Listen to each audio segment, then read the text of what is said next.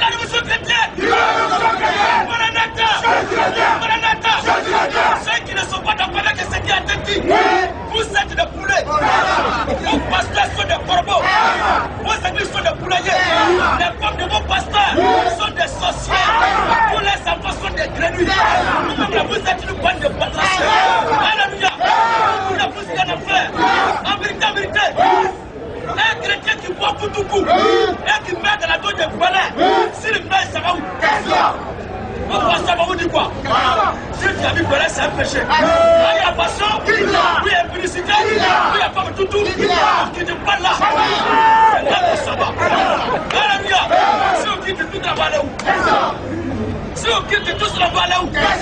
Vive le mauvais. Le chrétien doit boire. Tous ceux qui ne boivent pas n'iront pas au ciel. Tout chrétien doit boire. Parce que le chemin continue au ciel. Et le Seigneur Jésus-Christ, lui-même l'a bu du vin. Et il l'a fabriqué encore. Il a donné aux gens, ils sont plus. Et les gens apprécient la qualité de vin qu'il a fabriqué. Ce n'était pas la sucrerie. Mais le Seigneur Jésus-Christ, il vivra du vin alcoolisé. Alléluia.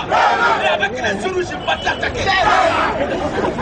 Vive le mauvais. Vive la passion. Un chrétien qui met de la douille de Koutoukou, des cabalons, des biens, des vins, dans une boîte de nuit, pas au ciel.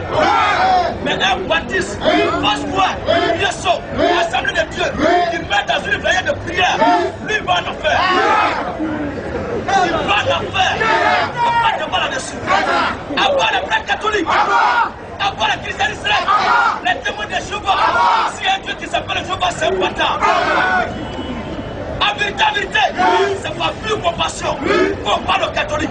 Si le catholique lui-même sait qu'il est un démon, tu étais de la tradition, tu fais le fétiche, tu fais la sorcellerie, il y a des statues que tu adores, il y a des boîtes que tu adores. En même temps, quand tu viens à l'église, les mêmes choses sont là. L'église catholique, c'est la tradition de plâtré. L'église catholique, c'est la politique de Satan. L'église catholique est la dépotoir du diable. Quand le diable descend sur la terre des hommes, sa première poubelle dans laquelle il dépose ses déchets, c'est l'église catholique. C'est l'église catholique. Et son manteau qui est en train de parler travailler, c'est le pape même. Le pape est le reflet visible du Satan invisible. Le pape est un diable. Tous les monseigneurs sont possédés. Un enfant de Dieu est un voleur. Tous les amis sont des voleurs de voleurs. Un scout est un brigand. Votre communauté, vous tous, vous y allez faire. Une soeur catholique est une prostituée. Alléluia. La Bible a dit de se multiplier. Le prêtre ne se marie pas, la soeur aussi ne se marie pas. Mais qu'est-ce que vous faites au courant la nuit? Alléluia. Alors, tous ceux qui ne sont pas d'accord, nous allons passer maintenant à la question de réponse. Tous les musulmans qui sont là, vous êtes des bâtards. Un musulman est un douillant. Allah n'est pas Dieu. Allah est un bâtard. Maman est un coupé de route. Un imam est un assaillant. Tous les miésins sont les chefs d'État. Avec leurs patrons sautés. Parce que la religion est un peu de quelqu'un. À voir l'islam. À voir les mammetaires. Alléluia. Un homme sensé. Il ne peut pas monter au sommet de l'État à 4 h du matin. Et mettre une pyramide à bord. Si l'État est là-bas. Et au sommet de la pyramide, il met encore des hauts valeurs, des bas pour boumeurs. Et il crie à 4 h du matin. Au moment où le vent doit être soufflé sur le village. Lui bouge ses deux oreilles. Tellement le bruit que ça fait très mauvais, lui-même ne peut pas entendre ça. Il bouge ses deux oreilles de la main. Si c'est tout à téléphone, il va te voir sur le coup. Un billet, c'est un bâtard. Un billet, c'est un voyou. Si vous voyez qu'un voyou va pas la paix, c'est encore la présence des musulmans. Les musulmans sont à l'origine des troubles dans ce pays. Un musulman est un démon. Un imam est possédé. Les mosquées sont les casernes de Satan. Ça, c'est la caserne même des enseignants, ce sont les mosquées. Un homme qui prie avec un machin d'abord de date. Qu'est-ce qu'il y a dans sa tête? Un musulman est un barbare. À part l'islam. À part l'islam. Allah ne pas Dieu. Si l'État de l'islam, tu ne comprends tout de là. Le Seigneur Jésus-Christ, tu le pries dans n'importe quelle attitude. Mais Allah, il faut le prier dans n'importe quelle attitude. Tu vas voir? C'est ça. Plus c'est arabe, ça va comprendre. Allah est plus vieux, il vient là-bas. C'est ça. Tu l'as prié en français, en anglais, en espagnol, c'est pas lui qui t'adresse. Maintenant, le mystère de d'avoir la langue parole. Qu'est-ce que ça veut dire? Que les musulmans viennent nous expliquer ça. On va donner à là, il faut avoir un aspect bizarre.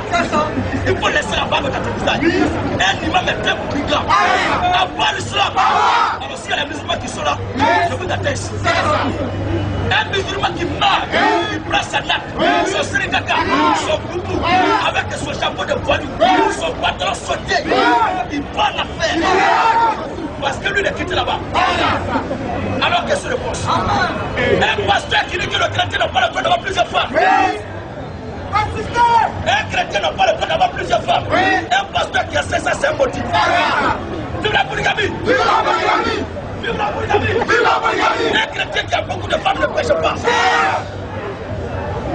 Aujourd'hui, il y a plusieurs femmes. Quand un garçon naît, il y a 7 femmes qui naissent. Et on demande à l'homme d'avoir une seule femme. Les autres, qui vont les entretenir? Un pasteur qui est contre la polygamie, il est l'auteur des scandales de la prostitution de la société.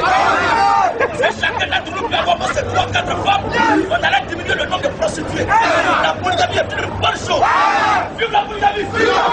Mais attention, la femme n'a pas le droit d'avoir plusieurs gars. À part la polygamie, une femme qui a 3 gars, 2 gars, pas de copains, ce ne sont pas tes copains, ce ne sont pas tes gars, mais ce sont tes clients.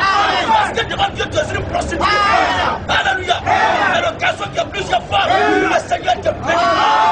Alléluia. Alors, c'est une présence qui m'est familière quelque part. Amen. Parce que l'atmosphère de la maladie, ça change là. Je sens cette présence-là. Si elle tombe sur toi aussi, tu es foutu. La meilleure manière, c'est de te cacher dans la fente, comme un fils se peut sur tout. Alléluia. Alors, celui qui ne veut pas être confondu ici, il faut croire ce qu'elle dit. Dans le cas contraire, tu arrêtes pour écouter. Maintenant, tous les sorciers qui sont là aussi, vous êtes des bâtards. S'il y a quelqu'un d'entre vous qui est fâché, il n'a qu'à se manifester. Alors, question.